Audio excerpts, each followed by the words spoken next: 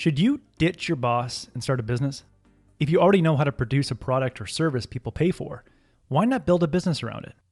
Let's say you're an awesome graphic designer and you work in a graphic design studio. You know people love your designs, so you decide to start your own graphic design company. You start with a few existing clients. They recommend a few more clients.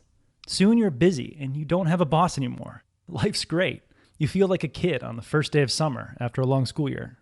But soon you're putting in 14-hour days to do the design work and all the other little things you need to do to keep the business running. After a few weeks of working these 14-hour days, you decide you need to hire an experienced administrative assistant to deal with all the administrative work you don't want to do. You also decide to hire an experienced marketer to do the marketing work you don't have time to do. You trust that these experienced people will know what they need to do because they've worked in similar positions in the past. Now you've got people doing the work you don't want to do, and you can focus on what you do best, producing beautiful graphic designs. But just when you think it's going well, your administrative assistant leaves, and what's worse, she's put all your financial data in a software program you're not familiar with. It's a complete disaster. And on top of that, the marketing person you hired isn't producing ads the way you want them. You decide to let him go and do the marketing yourself. Now you need to put in 18-hour days to clean up the mess and do the backlog of design work. Your projects start to suffer, deadlines get missed, quality drops, and clients are getting pissed off. You thought when you started your business, you got rid of your boss. But now it feels like you have a boss again. And this boss doesn't give you a day off and barely gives you enough money to pay rent. How did you get yourself into this mess? You're in this mess because you built a business that relies on you. In the book, The E-Myth Revisited, author Michael Gerber says if your business depends on you, you don't own a business, you have a job. And it's the worst job in the world.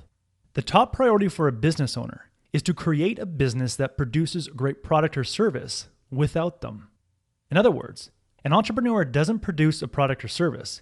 An entrepreneur creates a system that produces a great product or service and removes themselves from the process.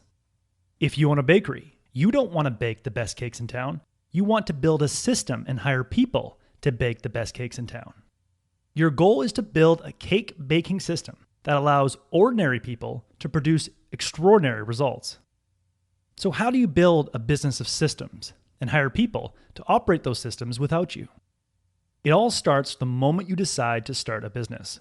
You start by asking yourself, what size do I see this business naturally growing to in the next 5 years? And what roles do I need to fill inside that business?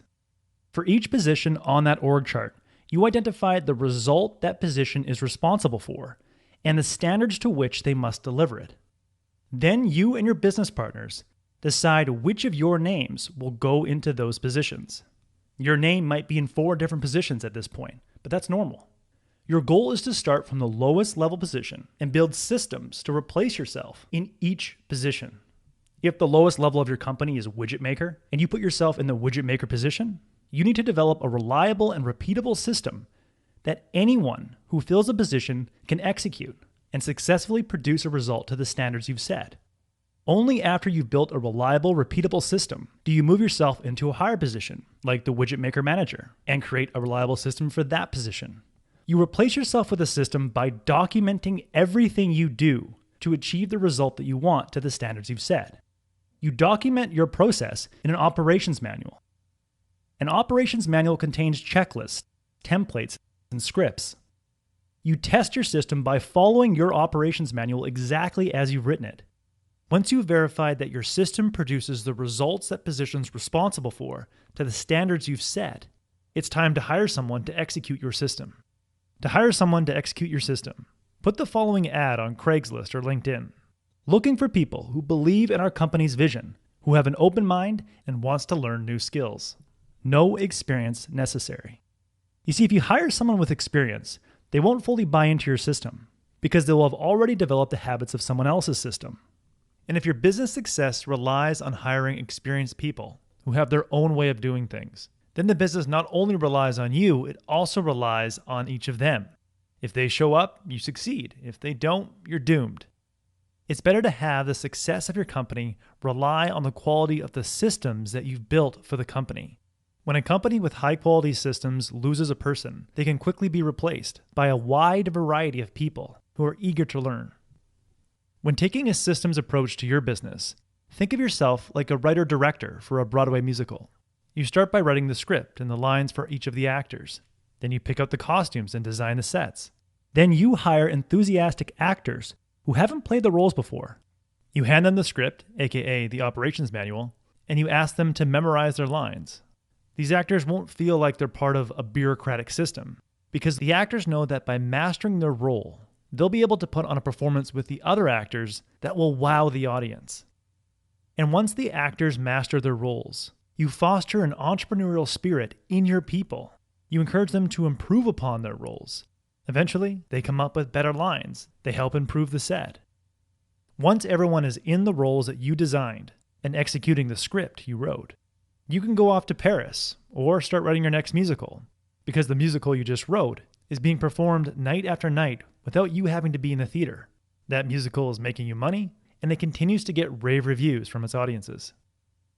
So if you want to be a successful entrepreneur, it will require more than just knowing how to produce a product or service that people want to buy. To be a successful entrepreneur, you need to know how to build systems inside of your business that can produce an extraordinary product without you. In that way, you no longer are trapped by your business because your business is working for you. That was the core message that I gathered from the E-Myth Revisited by Michael Gerber. This book is a classic business book. I highly recommend it for any aspiring entrepreneur. If you would like a one-page PDF summary of insights that I gathered from this book, just click the link below and I'd be happy to email it to you. If you already subscribe to the free Productivity Game email newsletter, this PDF is sitting in your inbox. If you like this video, please share it. And as always, thanks for watching and have yourself a productive week.